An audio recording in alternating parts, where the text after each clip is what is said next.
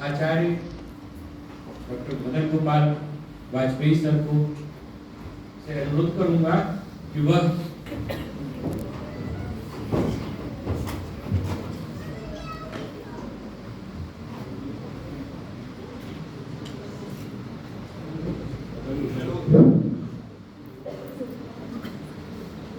स्वास्थ्य देवं सदारोग्यनाशेरतं श्रीहरिं क्षीरमब्जं मुदा प्रार्थये आयुरारोग्यपूर्णं सदा मे भवेत् देवधन्वन्तरिं विष्णुमी संभजेत्। आज भोजनम 2023 के कार्यक्रम में मंचासीन और इस संस्थान के संरक्षक पूर्व निदेशक आयुर्वेद सेवाएं प्रोफेसर यशवंत सिंह, इस कॉलेज के प्राचार्य डॉक्टर विनोद सिंह जी, प्राध्यापक डॉक्टर अंजस खन्ना जी और फार्मेसी कॉलेज के प्राचार्य प्रोफेसर गुप्ता जी। इस संस्थान के अन्य सभी शिक्षक, सभी कार्यकर्ता,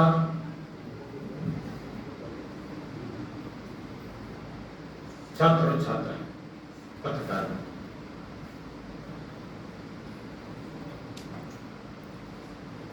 मैं भी एक प्रश्न पूछना चाहता हूं जो हमारे प्रोफेसर गुप्ता जी ने पूछ लिया है। प्रश्न भी यही है और मुझे लगता है कार्यक्रम भी यही है। इनमें से कौन कौन लोग आयुर्वेद पढ़ने आए, आयुर्वेदाचार्य कौन कौन करने आए? बीएमएस के बाद जब आपका रजिस्ट्रेशन होगा ना, तो आपके रजिस्ट्रेशन सर्टिफिकेट पे लिखा जाएगा आयुर्वेदाचार्य, बहुत स्पष्ट है। अब आप बताइए कि आप कौन कौन से यहाँ पर जो उपस्थित हैं, फर्स्ट ईयर से लेकर के फाइनल तक के पीजी के भी जो स्टूडेंट हैं, कौन कौन से बच्चे यहाँ पर आयुर्वेदाचार्य बनने आए?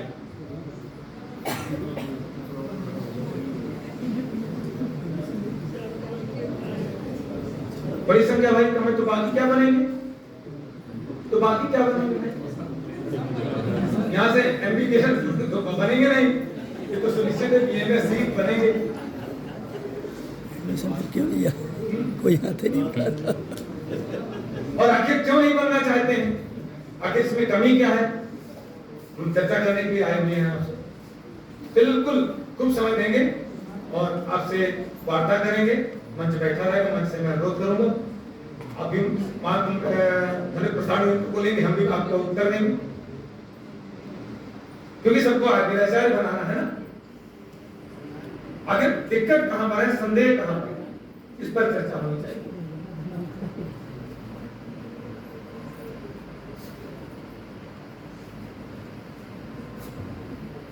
अभी संस्कृति देखिए, किससे सरल चिकित्सा, सहज चिकित्सा मैं आपको बहुत स्पष्ट बताता हूं, क्योंकि मैं प्रैक्टिकली व्यक्ति हूं, मैं चिकित्सक हूं ना।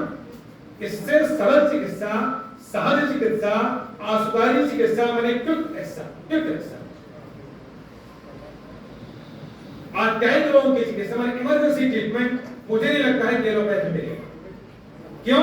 कभी आइए भ्रमण करिए, यानी हर महीने, एक तो पहली बात हम बताना चाहते हैं कि हर महीने कम से कम 10 से 15 एमबीबीएस डॉक्टर हमारे यहाँ ट्रीटमेंट के लिए आते हैं, अपना स्वयं का ट्रीटमेंट कराने। और एक मैं आपको नाम नहीं लूंगा, वीडियो आपका एकदम जैसे मैं भूल लीजिएगा, नाम नहीं लूंगा मंच से। किंग जॉर्ज मेडिकल यूनिवर्सिटी के माने हुए प्रोफेसर, माने हुए डॉक्टर, हमारे प्रोफेसर सिंह जानते हैं, वो भी ट्रीटमेंट लेकर के और भर्ती हुए और ट्रीटमेंट लिया और लंबा व्याख्यान दिया। उन्होंने कहा कि आने वाला समय आयुर्वेद का है और मुझे आयुर्वेद में जाना चाहिए था, ये भी कहते थे। और उनकी थीसिस थी, उन्होंने कहा कि थीसिस भी पुनः डाला पड़ा है। भाई क्यों नहीं जाना चाहते हैं? बड़े सम्मान से लोग मेडिकल ऑफिसर्स आते हैं, सीएमओ जाते हैं। अभी बनारस के रहने वाले रिटायर्ड सीएमओ हैं, वो चिकित्सा के हर महीने आते हैं।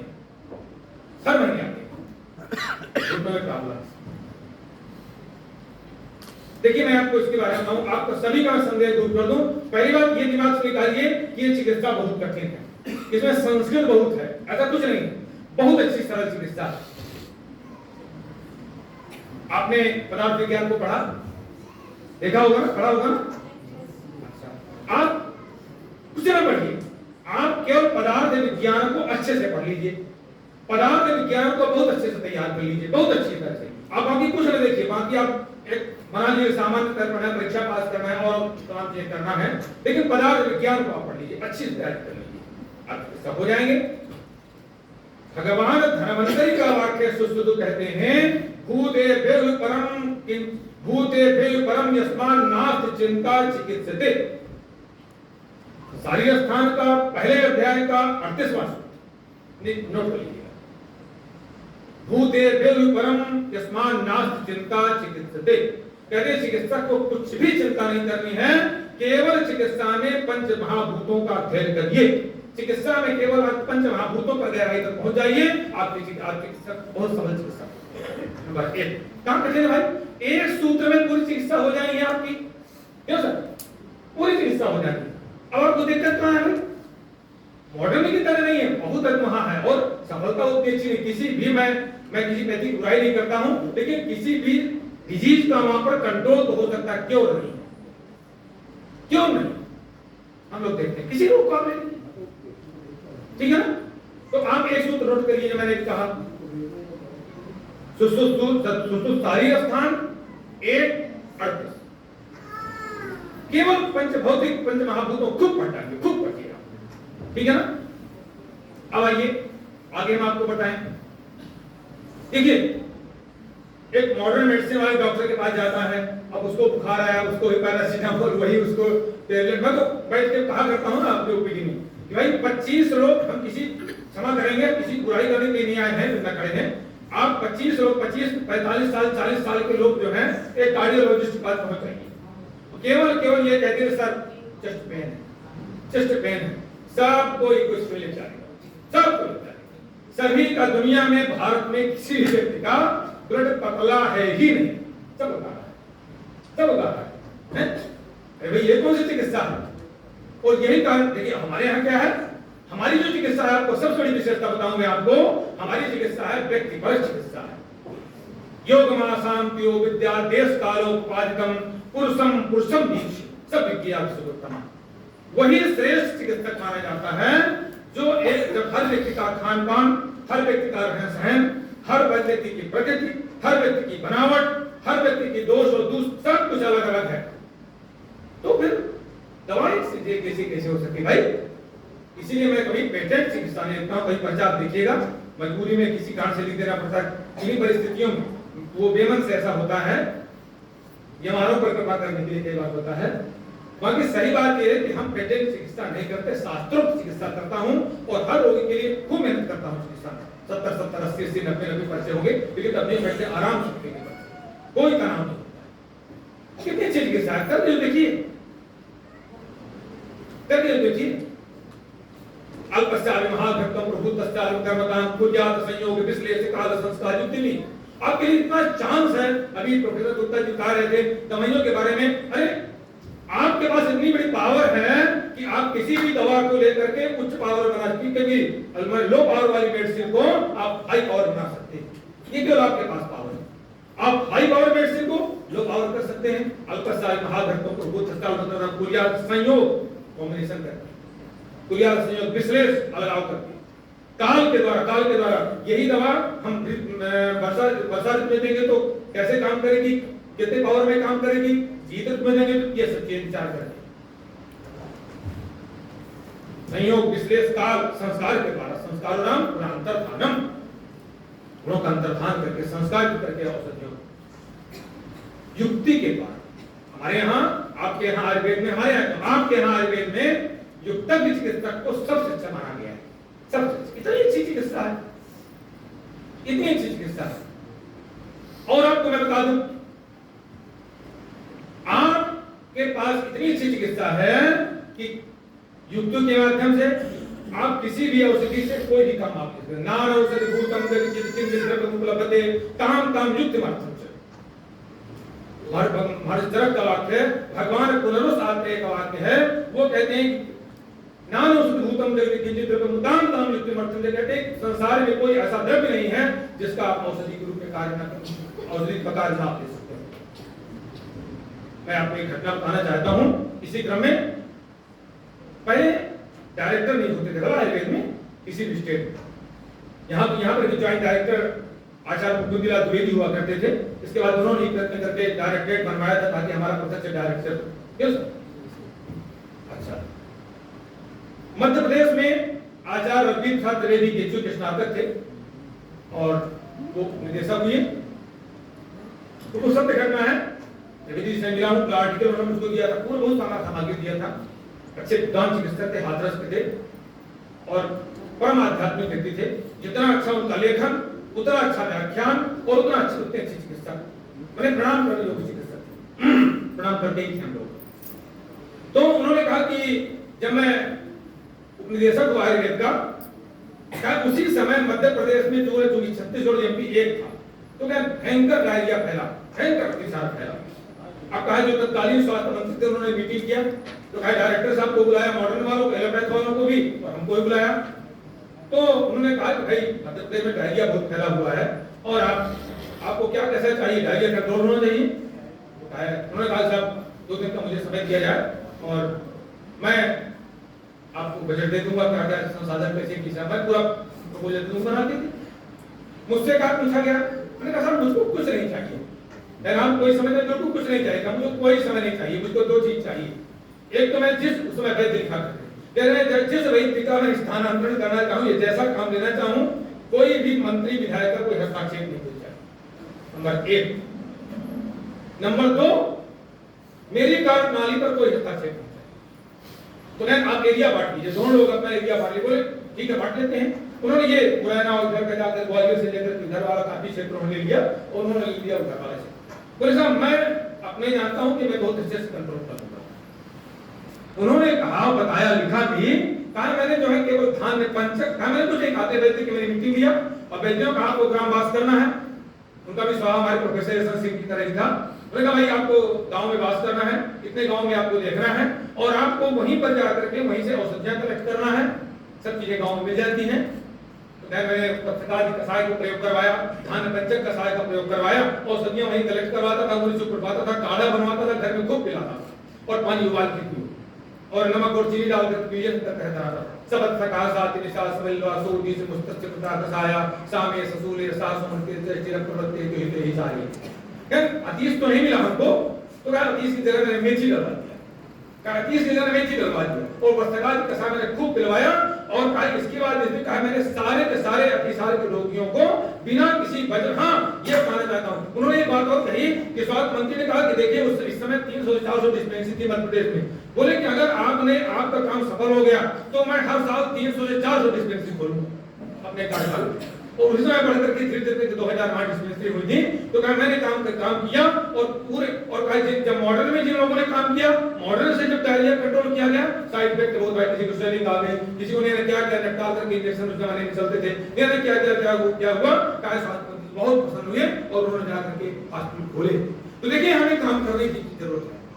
शस्त्रम शास्त्राणि संलम गुणदोष प्रवृत्ते पात्रापेक्षता प्रज्ञाम चिकित्सार्थम शोभे। भगवान पुनरुत्थान वाक्य है कि भगवान की चर्चा हो रही थी हमारे। देखिए आपको भगवान शब्द बहुत बार आएगा चरक संहिता में। मैं आपको बहुत स्पष्ट कर दूं, पहली बार तो अपने शास्त्र का मजाक मत करिएगा। जो छात्र शास्त्र का मजाक करेंगे वो निश्चित रूप से कभी सफल नहीं हो ही नहीं सकता। आप लोग आचार्य का जो अर्थ होता है आचिनोति शास्त्राणि सही आचरते पुनः, जो शास्त्रों से अच्छी चीजों को पालन करने योग्य बातों को चयन करता है, चुनता है और स्वयं उसमें आचरण करता है। तो आज से आप आचार्य प्रवेश करने के लिए जा रहे हैं। तो पहले आप शास्त्रों से चयन करिए और फिर उसको अपने आचरण में उतारिए। तो भगवान की बात को बार-बार भगवान से मिलेगा। भगवान इसलिए कहते हैं जैसे कि हमारे डॉक्टर वीर जी ने बताया, तो ऐश्वर्य से समग्र से वीर्य से ज्ञान वैराग्य से खंडाम फल होती है ना। इनको 6 चीजों को भक्त कहते हैं। इससे जो संपन्न उसको भगवान कहते हैं, ऐश्वर्य को, समग्रता हो उसमें। उसे अलग तरह का पुरुषार्थ हो, अलग तरह से उसका यश हो, अलग तरह से उसकी कांति हो, रौनक हो, तेज हो, ज्ञान वैराग्य हो, ज्ञान और वैराग्य भी हो, ज्ञान वैराग्य उसके नाम जो 6 चीजें मैंने बताया ना आपको, उसको भक्त कहते हैं। उससे युक्त तो हमारे पास मनोरथ आते हो, चाहे भगवान धनवंतरी हो, इन 6 चीजें से संयुक्त थे और अभी भी कहीं कहीं नहीं है, किसी कभी आते नहीं है। तो कभी भी अपने साथ का मजाक मत उड़ाइएगा। तो मैं चर्चा कर रहा था कि आप ये विशेषता हो गई। क्या बताया मैंने? व्यक्ति पर चिकित्सा है। दूसरा क्या बताया मैंने? आपको औषधियां सहज बने की चिकित्सा की सहज सरल हो सकती है। और मैं आपको तो जहां तक पैसा की बात है, कोई नहीं जानता मान आज का आदमी इतना आलसी हो गया है, आप खूब पैसा लीजिए, आप उसको बताइए काढ़ा बना कभी नहीं पिएगा, आप काढ़ा बना लीजिए, उससे दुगुना चौगुना पैसा देता है, खूब देता है, खूब पैसा मिलता है। क्योंकि मैं बता रहा हूँ प्रैक्टिकली, ठीक है ना। तीसरी बहुत अच्छी बात बताऊं मैं आपको, एक बहुत अच्छा लाभ मिलेगा आपको चिकित्सा में अगर आप इसको अपने जीवन में उतारेंगे। अभी हमें बताया विद्वानों ने कि देखिए आयुर्वेद हमारा संतप्त पैदा करता है, तो वहीं से शुरू करता है। देखिए जो हमारे यहाँ चतुष्पाद चिकित्सा बताई गई है ना, तो उसमें जो भगवान धनवंतरी ने चिकित्सक अलग अलग विद्वानों ने चतुष्पाद चिकित्सा में अलग अलग लक्षण बताए हैं, लेकिन भगवान धनवंतरी की जो चिकित्सक बताने की चिकित्सा में क्या होना चाहिए, सारा समग्रता ले लीजिए उन्होंने। तत्वादिगत शास्त्रार्थो दृष्ट कर्मा स्वयं प्रति लघुभक्ता सुजिसूरा सज्जो पस्कर भेषका प्रत्युत्पन्नवती धीमान व्यवसायी विशारदा सत्य धर्म परो यश्च विसर्ग पाद उच्यते। ये होता क्या कहा है? तत्वादिगत शास्त्रार्थो, पहला तो चिकित्सक का पहला लक्षण है, पहला नंबर कहा है शास्त्र के तत्व को समझिए, मर्म को समझिए, आप उसे गहराई में जाइए। तत्वादिगत शास्त्रार्थ, दृष्ट कर्मा अपने गुरुओं से सीखिए, दृष्ट कर्म बनिए, प्रत्यक्ष कर्माभ्यास करिए, जिसका प्रवेश में जाइए अच्छे ढंग से करिए, स्वयं प्रति स्वयं अभ्यास करिए, लगभग आपका हाथ हल्का होना चाहिए, शुचि भीतर और बाहर से पवित्र होना चाहिए, भीतर और बाहर जैसा भीतर वैसा बाहर। अगर हम जो है हमारे पास रोगी आता है तो किसका अप्यात्रान सर्वान स्वस्थान युज्ञान अबाधे बेसम बच्चे धर्म, हमारे पास रोगी आता है तो जिस उम्र का हो वो हमारे बच्चे के समान है। किसका अप्यात्रान सर्वान स्वस्थान युज्ञान, अपने पुत्र की तरफ देखिए, पुत्री की तरफ देखिए। अगर आपने एक भी गड़बड़ी फैलाई मन से और शरीर से, आप पता नहीं क्यों गए। आयुर्वेद तो आपके साथ नहीं हो सकता है, आयुर्वेद तो आपको सफलता नहीं, क्योंकि ऋषियों का विज्ञान दिया है, बेटा ऋषियों का विज्ञान है, आपको सफलता तो ही नहीं। जैसे ही जिस व्यक्ति ने आयुर्वेद के साथ धोखा किया है उसका इतिहास आप देखो, उसका भविष्य जरूर खराब हो गया, वो जरूर खराब हो गया। हमें बहुत बड़ा अताला में हमारे प्रोफेसर सिंह प्राचार्य थे, हमारे मित्र नहीं पहले से, तो वहां से वाराणसी जा रहे थे। ऐसा व्यक्तित्व मैंने देखा नहीं, भला आयुर्वेद जगह तो नहीं देखा, मैंने देखा अपने कार्यकाल में मैंने ये बात हम लोग कोई उनको देख के नहीं कह रहे। तो कई ऐसी देखिए, एक और चीज बात फायदा, मैं सूची की बात कर रहा हूं ना, पवित्रता जी, उन्होंने 14 वर्ष की उम्र से प्राय प्रयत्न किया है कि मैं अपने हाथ से बना के भोजन करूं। कौन कर सकता है? उन्होंने प्रयत्न किया है 14 वर्ष की उम्र से कि मैं अपने हाथ से भोजन बनाया करूं। वो अपने गांव आए हैं तो जमीन में बैठ के नाई से बाल कटवाया है। नंबर 2, सबको प्रणाम करना, सबको जो जैसा कभी उन्होंने मैंने अहंकार तो मैंने देखा ही नहीं, मैं तो देखा ही नहीं आज तक। सरलता सहजता, कितनी सरलता सहजता जितना हम कह नहीं सकते। राजीव जी वहीं पढ़ते थे और राजीव जी बोले ये कौन छोड़ने वाला है। एक बार मैं चर्चा किया किसी से, बोले वो छोड़ते कहां है सर, ये गुणग्राही गुण को पहचानते, ठीक है ना। तो हम लोग चर्चा कर रहे थे, आप वाराणसी में सत्यनारायण शास्त्री जी का, मैं वैदिक बात बता रहा हूं, सत्यनारायण शास्त्री जी का नाम आपने सुना होगा, नहीं सुना तो सुन लीजिए। ये में चरक के अच्छे लेक्चरर थे, अच्छे प्रवक्ता थे और अच्छे चिकित्सक भी थे, जिन्हें आप तो वाराणसी में रहे हैं, आप वाराणसी में रह ही रहे हैं, वहां भी जो वैद्य परंपरा है, दीक्षित को ले लीजिए, चाहे काशीनाथ जी को ले लीजिए, चाहे उपाध्याय जी को ले लीजिए, चाहे आप उनको ले लीजिए, आप सत्यनारायण शास्त्री को ले लीजिए, परम आध्यात्मिक, सही कह रहा हूं मैं, परम आध्यात्मिक। सत्यनारायण शास्त्री जी देवी जी के अच्छे उपासक थे, शक्ति के अच्छे उपासक थे। डॉक्टर राजेंद्र प्रसाद जी राष्ट्रपति थे, उनको दमा का दौरा होता था, दमा का दौरा पड़ता था। उन्होंने कहा कि मैं तो सत्यनारायण शास्त्री से चिकित्सा कराने जाऊंगा, भीड़ लगती थी उनके यहाँ। राष्ट्रपति ऐसे नहीं चिकित्सा कराता है, उसको कैबिनेट में राष्ट्रपति चिकित्सक घोषित करना पड़ता है, चिकित्सक को घोषित करना पड़ता है भाई। ये डिपार्टमेंट उसमें बंगाली कोई सांसद थे, वो आए तो पहले वहां कैबिनेट पास हो गया कि, और एक उनके और सामने समस्या थी, क्योंकि वो रजिस्टर्ड चिकित्सक नहीं थे, गुरु शिष्य परंपरा से चिकित्सक थे, लेकिन पर क्या पूछ रहे हैं, उनका पूरा कमांड था। तो अब ये हुआ कि भाई पहले इनका रजिस्ट्रेशन किया जाए। उस समय भारतीय चिकित्सा समिति थी, परिषद नहीं था, पहले समिति बनी थी फिर परिषद बना। तो अब उन्होंने मना कर दिया, बोले मुझे जरूरत ही क्या है, मेरा रजिस्ट्रेशन किस में होगा, बोले 10 साल के अनुभव वालों को पहले 4 में। बोले मैं क्यों कराऊंगा रजिस्ट्रेशन पहले 4 में, मैं क्यों कराऊंगा, मैं तो काम चल रहा है, मैं पढ़ा रहा हूँ, मैं क्या बदन मालती जी कह देंगे मैं बैठ जाऊंगा, घर में बैठ जाऊंगा, मुझे क्या जरूरत है। तो उनके लिए अलग से रजिस्टर रखा गया, अलग से उनका रजिस्टर, कोई पैरावार नहीं, अलग से रजिस्ट्रेशन मत किया गया, रजिस्ट्रेशन सर्टिफिकेट दिया गया, कैबिनेट ने उनको चिकित्सक बनाया, राज्य चिकित्सक बनाया। इसके बाद वहां से उन्होंने बंगाली सांसद को भेजा, बंगाली सांसद उनके पास आए और उनसे कहा कि आपको राष्ट्रपति जी की चिकित्सा। बोले नहीं, मैं तो गंगा स्नान करता हूँ, गंगा जल का पान करता हूँ, मैं क्यों जाऊंगा राष्ट्रपति चिकित्सा के लिए, मैं क्यों जाऊंगा। एक वैद्य का गर्व है जहां पर आप खड़े, जो सीखने के लिए, जो पढ़ने के लिए आए हुए, ठीक है। तो उन्होंने कहा मैं क्यों जाऊंगा। अंत में डॉक्टर राजेंद्र प्रसाद जी को स्वयं आना पड़ा, और मैं आपको बताना चाहता हूं कि डॉक्टर राजेंद्र प्रसाद जी ने सत्यनारायण शास्त्री को दोनों हाथ से झुक के प्रणाम किए। उस जमाने में भी कम्युनिस्टों ने पूरा हो हल्ला किया कि अरे पूरा राष्ट्र जो है वैद्य की शरण में झुक गया। और आपको वैद्य नहीं बनना चाहते, बनना चाहते हैं। मैंने भी सूत्र कहा ना चरक कि शस्त्रम शास्त्राणि सरलम गुणदोषं प्रवृत्ते पात्रापेक्षिता प्रज्ञां चिकित्सार्थम शोधे। चिकित्सक को निरंतर विभाग सदी हमारे विद्वानों का निरंतर पढ़ना चाहिए, चिकित्सार्थम विशोधे, निरंतर अपना शोधन करना चाहिए, जो कि शस्त्र और जल ये पात्र की अपेक्षा करता है। किसकी अपेक्षा करता है, पात्र की। जल को लेके बाल्टी में बाल्टी बन जाएगा, जल को लेके गिलास में गिलास बन जाएगा। मैं समझ तो नहीं रहा हूं, मैं गिलास में लगे गिलास बन जाएगा नहीं बन जाएगा। तो इसी तरह से हथियार है, पागल को दे दीजिए, अपने को मार डालेंगे, दूसरे को मार डालेंगे, उन्मादी व्यक्ति को दे दीजिए, अच्छे व्यक्ति को अंत में शर्त में लिख दिया दुर्ग ये तो आप सिस्टम बाद में देखिए श्लोक इसी को उन्होंने उसको संहार किया है। तो क्या कहा कि अगर हथियार है, किसी पागल को दे दीजिए, उन्मादी को अपने को मार डालेगा, दूसरे को मार डालेगा, जेल स्वयं चला जाएगा, हथियार जमा हो जाएगा, ठीक है ना।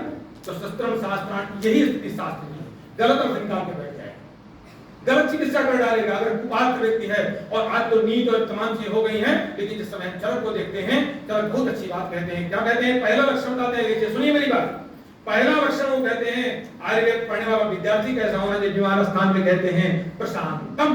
क्या कहते हैं, विशेष शांत होना चाहिए, प्रशांतम। दूसरा क्या कहते हैं, आर्य प्रकृतिम, अत्यंत श्रेष्ठ प्रकृति का होना चाहिए, बहुत श्रेष्ठ प्रकृति का होना चाहिए। क्या कहते हैं, मेधाविनम, मेधावी होना चाहिए। तो क्या कहते हैं, मेधाविनम। और एक बहुत बड़ी बात कह देते हैं, शील शौचाचार युक्तम। जैसे मैंने प्रोफेसर सिंह की बात किया, मत क्या ही कोई व्यक्ति उंगली उठा ले, शील शौचाचार संयुक्तम उन्होंने कहा है, माने शील अच्छा स्वभाव होना चाहिए, शौचाचार हमें कहाँ खाना है, कहाँ पीना है। अगर आपने एक बार ही मदिरा मुंह में लगा लिया उनके चक्कर में, पार्टियों के चक्कर में, जिंदगी में आयुर्वेद आपके जीवा में प्रवेश नहीं करेगा, जीवा में नहीं आता है। यहाँ तक तो खान-पान भी बनाया गलत, ठीक है। तभी हमारे प्रोफेसर शिव महाराज खाते सब आते रहे, जैसा ही कौन बात करेगा। तो शील शौचाचार युक्त होना चाहिए। आयुर्वेद तो नहीं आएगा, और कुछ भी आप उसी के बहाने से कुछ भी आप हो सकते हैं।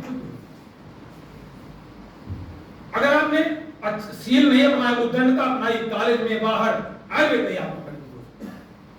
और एक बात और कह देते हैं वहां पर, तद्वैद्य कुलजम तद्वैद्य वृत्तिम हुआ।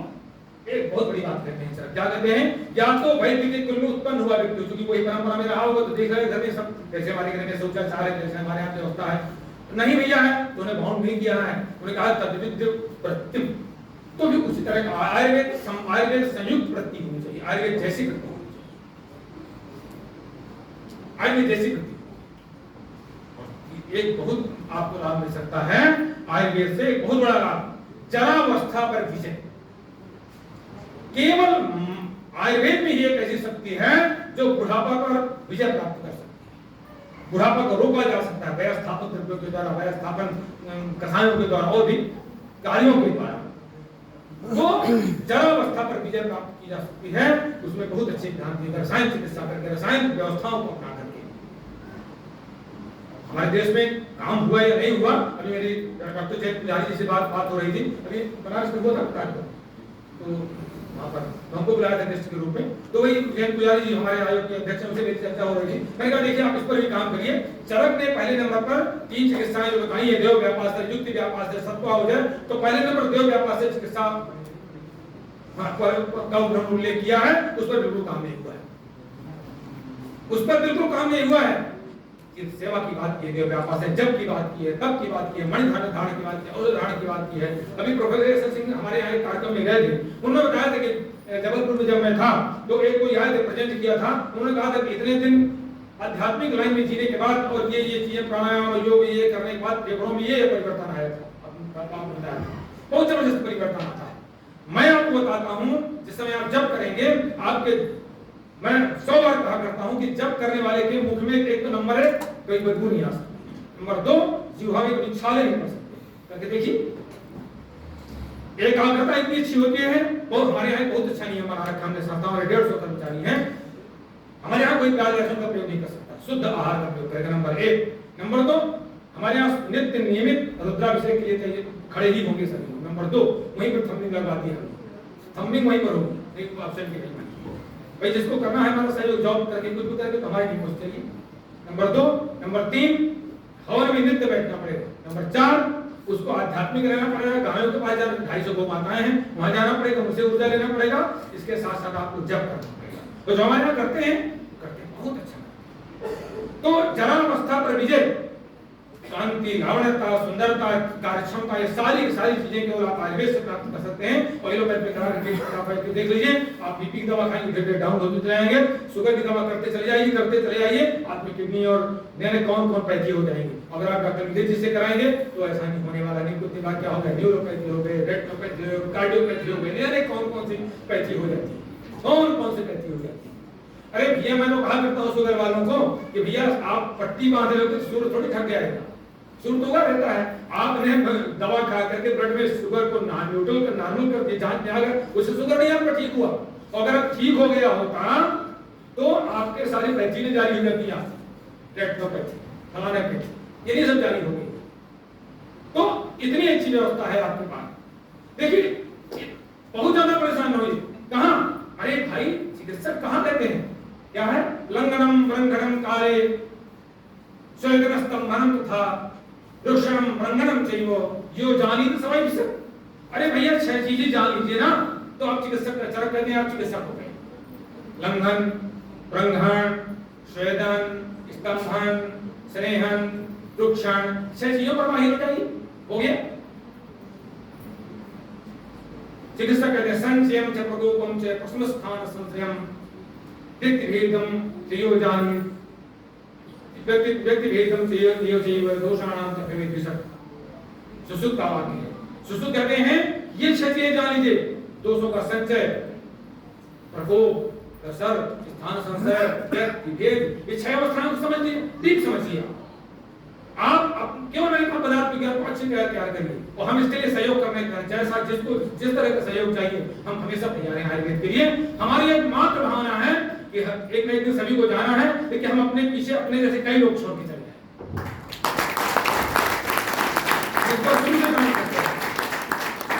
तो व्यक्ति भेदम जो व्यक्ति कहते हैं इस तरह से चाहिए हो जाने तो आप उत्तम चिकित्सक हो जाएंगे, उत्तम चिकित्सक हो जाएंगे। और बहुत ज्यादा नहीं आपको आता है। अरे भैया, आप आप दोष प्रत्यानी चिकित्सा नहीं कर सकते तो व्याधि प्रत्यानी चिकित्सा सीख लीजिए।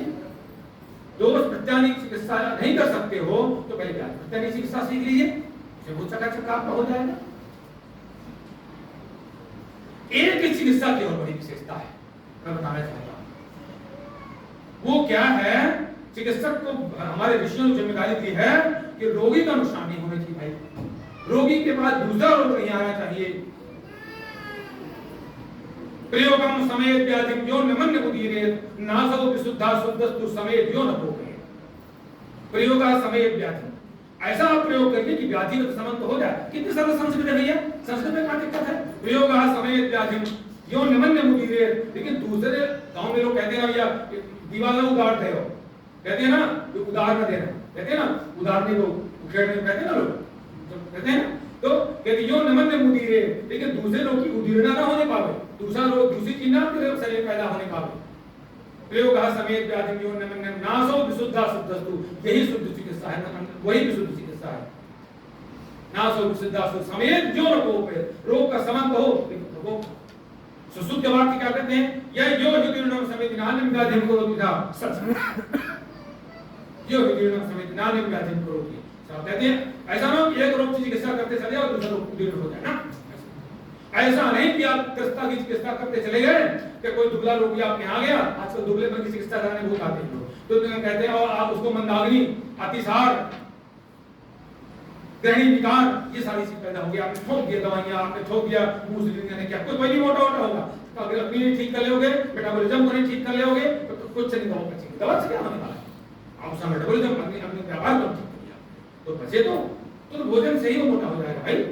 कहीं ऐसा ना हो कि स्थूलता की चिकित्सा करते करते करते करते जो है वो जो है राजयक्ष्मा उसको हो जाए, उसको वातव व्याधि हो जाए, उसको जीर्ण ज्वर हो जाए।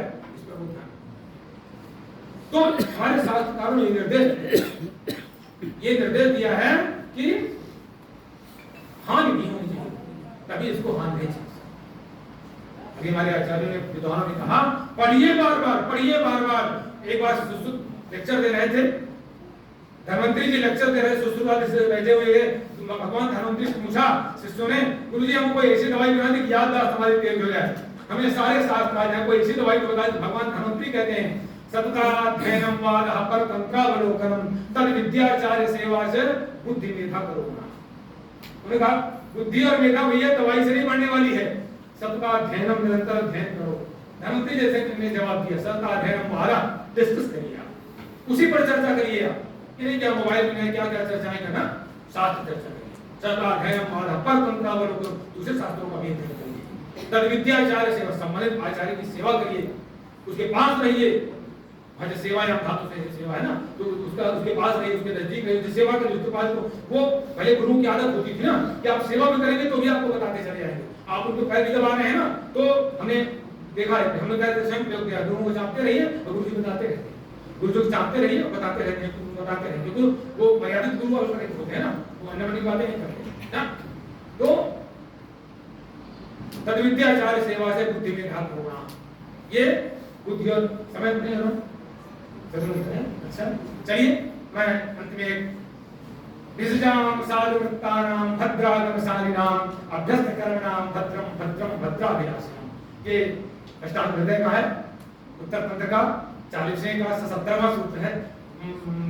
वाग्भट ने कितनी अच्छी बात कही है, देखिए बहुत अच्छी बात कही है। विसजाम साधुवृत्तानाम भद्रागम, उन्होंने कहा जो सज्जन साधु प्रगति के जो विषय है उनका कल्याण, उन्हीं कल्याण होता है।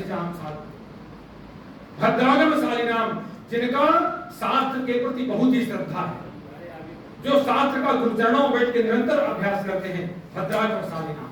और कहते हैं अभ्यस्त करणाम भद्रम, वाग्भट कहते हैं जिन्होंने गुरुचरणों में बैठ करके शास्त्र का और चिकित्सा का अभ्यास किया उनका कल्याण हो।